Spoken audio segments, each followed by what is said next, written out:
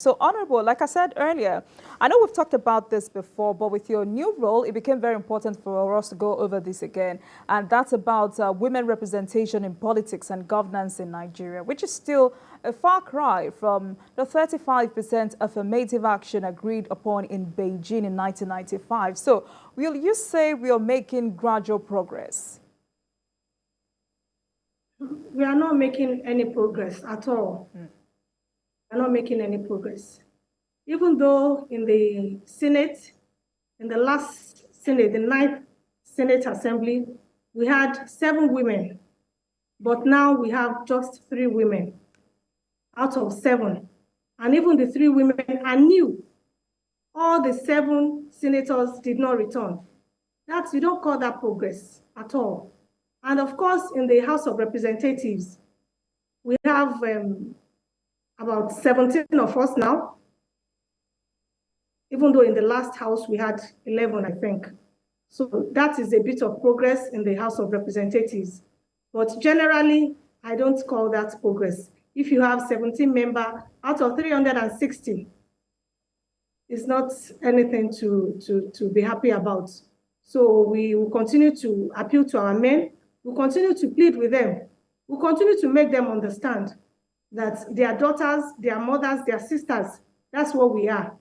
And they should ensure that they encourage more women to participate in politics. And like I always say that many women participate in politics, but when it comes to the dividends of, being a politician, to get to elected positions, to get appointed positions, to get appointments and all that, that is when the men make it look as if, the women are nowhere to be found. So we'll continue to try our best, and we'll continue to encourage our women. As the Chairman House Committee on Women Affairs, we are going to be putting a lot of sensitization in place, a lot of workshops. We are going to be using, ensuring that we pass motions and, ensure that bills and laws that will encourage more women participation go through in this 10th Assembly. And of course, we will also ensure that in effective representation and oversight functions, ensure that women gain a lot more in this dispensation. And I know that because we have a government that is gender sensitive, our First Lady is also from this constituency.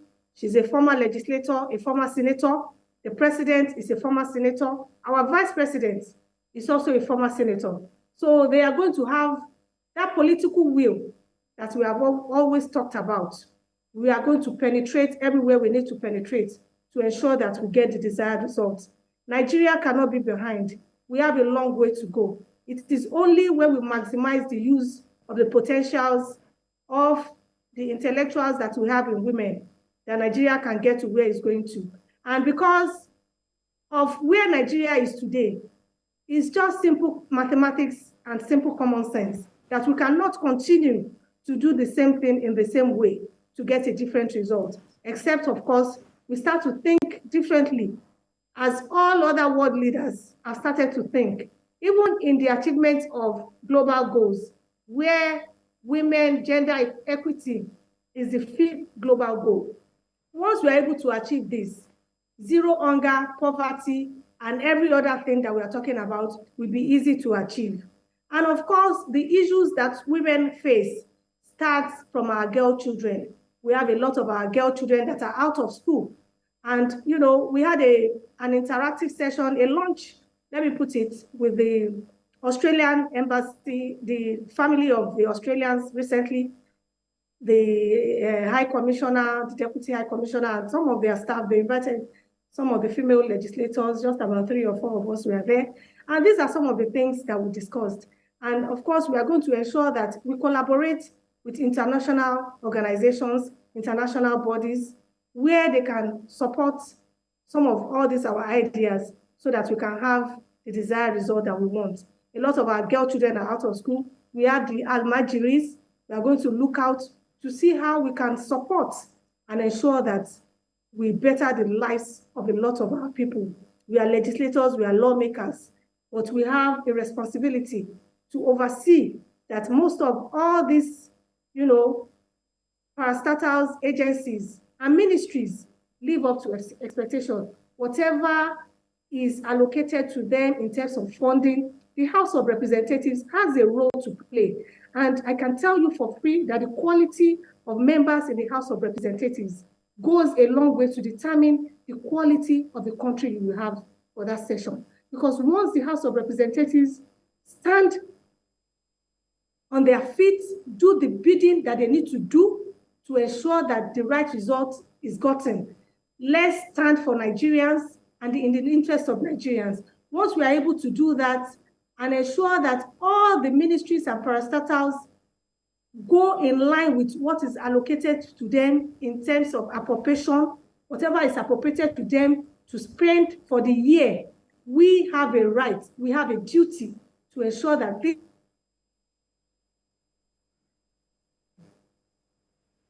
Honorable, can you hear me? Are you there? All right, I've been speaking with a member of House of Representatives for Koshofe constituency, Honorable Kafilat Ogbara, tonight to discussing ministers designate and the task of fixing Nigeria. Honorable, if you can hear me, please go on with your submission.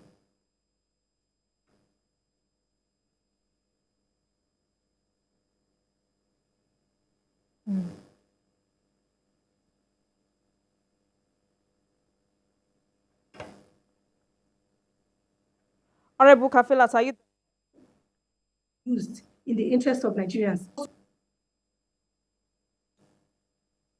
All right, so how confident are you that women stand to gain a lot from the Tinubu presidency?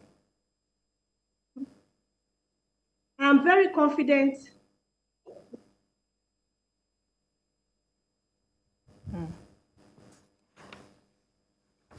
Honorable Kafilat, are you there? Because okay. I am here. All right. We have a president that is gender friendly. If you remember our president, when he was a governor, he had a female deputy governor. And in Lagos State, most times, not until recently, we always have female deputy governors. So this is a man that has understood the importance of women, that knows the capability of women, that knows that women have a way of bringing things to life, that knows that women have a fundamental role to play in national development. And this is a man that has a woman who is also a senator of the Federal Republic of Nigeria. For a man to allow his wife to be a senator, you know that this is a man that encourages women's progress, that encourages a woman to prosper, that encourages a woman to reach the peak of her career. So this gives us so much rest of mind. We are so positive. We are not in doubt. And for me, as the chairman for Women Affairs and Social Development, I know that we are going to, collaborate to get the desired results. I am just too positive about this. And Nigerian women, they are going to see a lot of difference in this administration because I know that they have the women at heart. All right, so with Nigeria battling economic hardship over fuel subsidy removal, do you think the president has what it takes to transform Nigeria? With the what? With economic hardship battling Nigeria at the moment, do you think the president has what it takes to transform Nigeria? I'm 100% sure about that. And like I said earlier, we just need to be patient. We need to persevere. And we need to remain positive. It's just 60 days old. This government needs to build the right foundation. They need to get their foot. They need to understand what they met on ground. You don't just come into a place and then you just keep moving. You have to understand the terrain. You have to understand how things work. You have to understand where the previous government left what they have done. And you have to understand the true picture of what exactly you have met on ground. And I think this is exactly what President Asiwaju Bola Ahmed Tinubu is doing presently. So Nigerians should remain patient. For me as an individual, I share the pain. I understand what Nigerians are going through. We have families, we have friends, we have relatives also that are going through all this. And we as individuals as well, even as legislators, we feel that pain. We share the pain. It's not as if we are having anything different from what Nigerians are having. We are just collecting our salaries. And this goes to, the fuel that we all buy is the same thing that we are all buying. So we all have to be patient. This is something that is going around, and we all, feel that pain. So I'm just appealing to Nigerians that we should continue to please bear with this government, support this government, and try to understand that it's really, really very early in the day for us to judge the government that they cannot do anything. President Asiwaju Bola Ahmed Tinubu can transform Nigeria. He is going to transform Nigeria. Play this tape in the next 3 years, and you will get to know that I know what I'm saying, and you will see the results that we would have achieved in the next 3 years by the grace of God, God willing. All right. Because women are among the segments of the society worst hit, what do you think the government should do at this stage to assist them? Yes, I understand that the governors have met with the vice president who chaired the meeting, and there were palliative measures that they were able to reach. So we are waiting for them to come up with the implementation of the palliative measure. I know that they are trying to do some immediate palliative measures and, of course, long-term palliative measures. Because if we are going to have the right palliative measures, it's going to take time. And of course, the immediate palliative measures, they have talked about, disbursements to the vulnerables. If indeed these, disbursements will go to the vulnerables really appreciate anything that gets to them, as little as even 8,000. And for some of us that think that 8,000 is little, it's not little for some people. It's a lot of money. It will go a long way to solve the problem of some people. And of course, we know that, the value of our money, the way it is today, we all understand what it is. This is what the government has met, and we have to take it up from there. Government is continuum. It's not as if what is happening now is an immediate cost of this administration. We have met the problem. Even the removal of the subsidy was removed even before Asiwaju Bola Ahmed Tinubu got there. He only amplified it in his speech to say that subsidy is gone. And of course, that trickled down a lot of reactions. So it's not as if Asiwaju Bola Ahmed Tinubu is the cause of any problem today. But this government is accepting the responsibility to ensure that it's a win-win situation. He said categorically that we cannot, he said it emphatically, that we cannot continue to enrich smugglers and continue to be Father Christmas for neighboring countries. This is a reality that Nigerians must get to understand. And if we are going to do that, this pain will definitely, come the way it is today. And by the time they are able to reach, the right way in which they want to disburse, or they want to ensure that the palliatives go around, Nigerians will see the difference. And I hope that, of course, the long-term palliative is already something that the president has on ground. If you look at his manifesto, they have a lot of programs to ensure that Nigeria becomes what it really is in terms of our transport system. If we have a good transport system that ensures that citizens pay, a subsidized rate in terms of moving here and there, it will go a long way. Even most people will not want to go out with their cars, just the way we do when we go to some other countries. Most of the time, most of us, we don't have cars there, and we move around in all of those buses. So once we are able to have a palliative like that, it will go a long way to help. And for women particularly, I expect that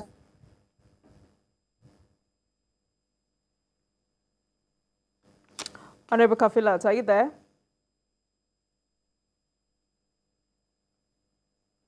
All right, so that's a member. Right. This government of the cabinet in tandem with, can you still hear me? Yes, I can. Please go ahead. We'll ensure that we work with the ministries and parastatals to ensure that whatever is itemized to be done, we are legislators, we are lawmakers. I don't really have the capacity to implement much, but I'm going to use my good office to influence what we need to do to empower a lot of our women. We have a lot of women that have, trades, businesses. They cannot even access, loans and funds for their businesses. We are going to look into this area. And some of the achievements of Asiwaju Bola Ahmed Tinubu is that he has been able to pass different laws. Immediately, he has been able to assent to some of the laws, like the student loan. A lot of our students will start to access their loans by September. If you're a student and you have gotten an admission into the university, you'll be able to access student loan to further your education if your parents cannot afford your education. Of course, there are criteria to ensure that you fall into that category. So this is another way of, a palliative to ensure that students are not out of school because of fuel subsidy. And we are going to also ensure that all our women, particularly women from the rural areas, because I know that most of these women are market women who trade in little things. We are going to ensure that our ministries, particularly the ministries that have to do with humanitarian affairs, that have to do with women affairs, that has to do with all this disaster management and all that, because there are a lot of areas that we are flooding now as we speak, and most of our women, their businesses are being affected. So there are a lot of motions that have been moved in the last few weeks, and we are going to sit down to ensure that all those motions that have been passed, the implementations, there are compliances to ensure that we get the desired results. Women are most vulnerable because we are the ones with the children. We are the ones that cater for the homes. We are the ones that have, we are the ones, we call ourselves the nation builders. We are the real nation builders because it is what we inculcate in our children that makes the society. It is what we have in the homes that goes out there, that becomes the men, that becomes whatever category of men, whether the successful ones, the ones that are not successful, the ones that are doing the vices, and the ones that are doing the good, they are all from our homes. So as mothers, and as a mother myself, I am very passionate about this. This is one of the social developmental programs that we are going to ensure that we look into and make sure that the 10th Assembly deliver on its legislative agenda to get these things to fruition. All right, so quickly before we go, I know you did this before election, but now that you have the mandate, can you share with us your mission as the member representing Koshofe constituency of Lagos State in the House of Representatives?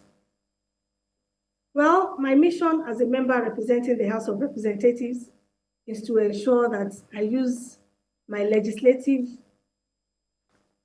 power here to move motions, initiate bills that will affect Nigerians generally, and particularly my constituents, which I have started to do already. I am going to ensure that all the rejected bills, most of the rejected bills that has to do with gender issues are brought back to light. We are going to be more strategic. We are going to plan better because sometimes most things depends on your approach. So we are going to re-examine all those bills and we are going to ensure that we succeed on them. And for my constituents, like I always say, when I was doing my electioneering campaign, I moved around. There was no place I needed to get to that I did not go to. So I'm fully empowered with the problems of my constituents, with the issues concerning my constituents directly. And as a legislator of the Federal Republic of Nigeria, I'm not here for just my constituents. I'm here for Nigerians generally. But I'm only here as a voice to amplify issues that affect my constituents directly. So I have all the details, the data, everything that I need to work with. I'm well equipped and I'm prepared. So be rest assured that my constituents are in for a good time on issues that affect them directly. And it's a continuous process. Even those things that I think I collected as at the time of the electioneering campaign, there will be new events, there will be new issues, there will be new activities. So as time goes on, I make sure I go home like almost every weekend to relate with them, to interact with them. My constituency office is almost ready. I'm working on that. By this time next month, by the grace of God, I'll be opening my constituency office, where I will ensure that All right. I have an open door policy where I'll be open to a lot of issues that concerns people individually, collectively, as a group. All right. Thank you very much, Honorable. Thank you so much. I've been speaking with Honorable Kafilat Ogbara, member of House of Representatives for Koshofe constituency of Lagos State, tonight to discuss ministers designate and the tax affix in Nigeria. Thank you so much for joining us tonight, madam, and we wish you the very best. Thank you so much. Thank you very much for having me. Have a good night's rest. And you too. And thank you very much for watching. That marks the end of today's episode of Politics Tonight. I am Olajumoke Olatunji. Good night.